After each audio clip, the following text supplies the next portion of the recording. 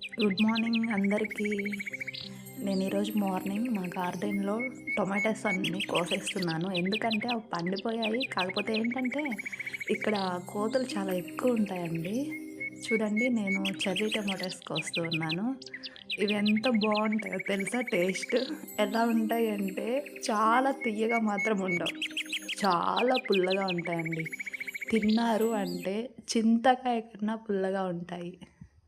చూడండి ఎంత బావున్నాయో. మీరెవరైనా ఈ టొమాటోస్ చూసున్నారా? చూసుంటే నాకు కామెంట్ చేయండి. ఎంత అందంగా ఉన్నాయో చూడండి. కాకపోతే ఇవి కర్రీస్‌లోకి మాత్రం సూపర్‌గా ఉంటాయండి. నాకైతే చాలా ఇష్టం. నేనైతే తింటాను. కొంచెం బాగా పండిపోయినవి ఉంటాయి కదా! అవైతే స్వీట్ ఉంటాయి.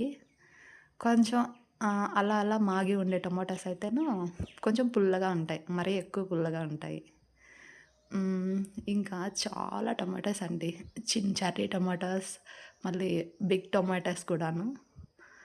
గార్డెన్‌లో అయితే అన్నీ ఉన్నాయి. నేను ఇంకొక రోజు మీకు అన్నీ చూపిస్తాను.